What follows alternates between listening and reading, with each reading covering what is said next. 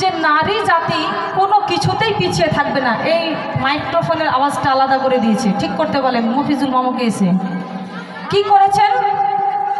যে নারী জাতি কোনো কিছুতে, একজন বাচ্চার হারিয়ে গিয়েছে, তো আপনারা যার বাচ্চা নাই একটু খোঁজ করেন, যিনার পার্শ্বে বাচ্চা নাই।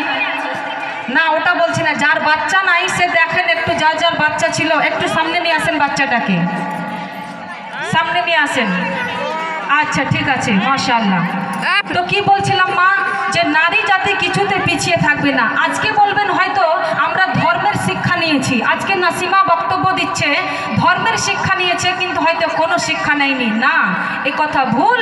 আপনি যখন ভালো কিছু মানুষকে বুঝাবেন, আপনাকে সবই রকমের শিক্ষা লাগবে, আপনি সব জায়গাতে দাঁড়াতে পারবেন। আর একটি মাত্র শিক্ষা নেবেন আর দুনিয়ার শিক্ষা নেবেন না, তেমনটা কিন্তু চলবে না। কারণ আজকে নাসিমা বক্তব্য দিচ্ছে আপনাদের দোয়ায়, অনেক গ্রাম যাই, বিহার যাই, মুর্শিদাবাদ, নদিয়া, আসাম, অনেক দেশ আমরা ঘুরছি। কারণ একমাত্র শুধু যে অ্যারাবিক শিক্ষা গ্রহণ করেছি তেমন নয়, আমি নাসিমা একজন গ্র্যাজুয়েট। আমি 2022-এ গ্র্যাজুয়েশন কমপ্লিট করেছি এবং আমি বর্তমানে ডিএলএড কমপ্লিট করে আমি বিভিন্ন চাকরির জন্য ফর্ম অ্যাপ্লাই করছি। তো বোন, শুধু এটাই ভাববেন না যে একমাত্র হয়তো ধর্মের শিক্ষা নিয়ে আমি বসে রয়েছি, আর কোনো কিছু চলবে না বা করব না, বা মেয়েদের শিক্ষা নেওয়া যাবে না, এইরকম চিন্তা ভাবনায় থাকবেন না। মেয়েরা এগিয়ে যান, আপনাদের পাশে সবাই রয়েছে, প্রত্যেকটা যেন আমাদের সমাজের লোক রয়েছে। আর আজকে যে এখানে একজন অতিথিকে আপ্যায়ন করা হয়েছে, উনি এসেছেন আপনাদের সামনে, উনিও আপনাদের সামনে অনেক সুন্দর বক্তব্য রাখলেন।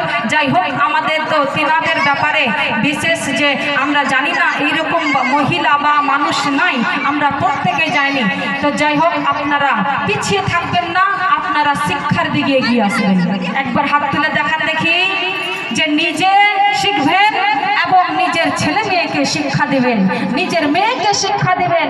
মেয়ে জাতিকে কখনোই আপনি ফাঁসবেন না যে তুমি নারী বা তুমি মেয়ে বা তুমি মহিলা, তুমি ওমেন, তুমি পিছনে থাকো না। মেয়েদেরকে সামনে এগিয়ে যাও, মেয়েদেরকে সামনে এগিয়ে নিয়ে যাও, মেয়েদেরকে সব রকম শিক্ষা দাও।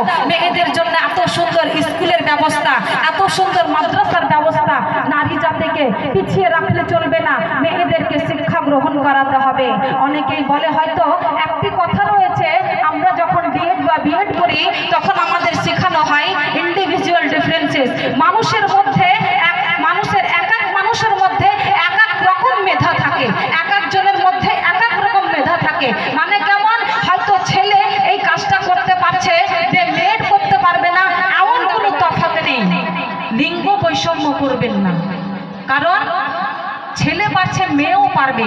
আগে বলা হতো মেয়েদের মাথায় বুদ্ধি কম, আর ছেলেদের মাথায় বেশি বুদ্ধি। এইরকম যদি হতো, আজকের চেয়ারে দিদি বসে থাকতেন না, আজকের চেয়ারে কোনো দাদা বসে থাকতেন। কথা বোঝা গেল? আমাদের পশ্চিমবাংলার মুখ্যমন্ত্রী তিনি হচ্ছেন মমতা মহাশয়া। উনি আজকে নারী জাতি, আপনার মতো আমার মতো একজন সাধারণ নারী ছিলেন, উনি আজকে মেধার জোরে, তিনার বুদ্ধির জোরে আজকে মুখ্যমন্ত্রী হয়েছেন।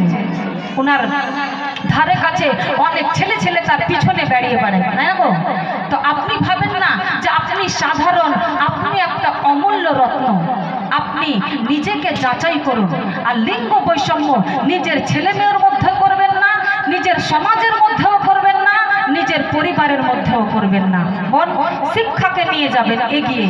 তো আমি গিয়েছিলাম আমাদের যে বড় পীর আব্দুল কাদের জিলানী রহমাতুল্লাহি আলাইহি, তিনার ঘটনায় গিয়েছিলাম। তিনার আম্মা জান, তিনার বাবা, তিনার পিতা কেমন ছিলেন, তিনার আম্মা, তিনার জননী, তিনার মাদার, তিনার ফাদার কেমন ছিলেন। আসেন মা বোন, আপনারা সকলেই শুনেছেন আমাদের একটি ইসলামিক ঘটনা রয়েছে, যেন নদী দিয়ে একখানা আপেল ভেসে যাচ্ছিল। অবন শোনো শোনো, সেই আপেল ভেসে যাচ্ছিল। সেই সময় যেন সেই বড় পীর আব্দুল কাদের জিলানী রহমাতুল্লাহি আলাইহির পিতা যেন সেই 3-4 দিন থেকে ক্ষুধার্ত ছিল, তার পেটে যেন খিদা ছিল। তাই বোন সেই আপেল খানা থেকে যেন সে তুলে খাবার যেন খেয়ে নিয়েছিল। সৎ কাকে বলে, সৎ আচরণ কাদের থাকে বা সৎ ব্যক্তি কারা, এইখান থেকে বুঝাবো। আপনি কাউরি জিনিস নেবেন, তাকে বলে নেবেন না, এটা কিন্তু অপরাধ। আজান দিচ্ছেন।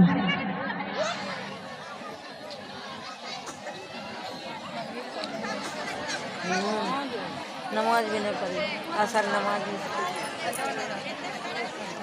अजान नहीं हो रहा, अजान हो रहा।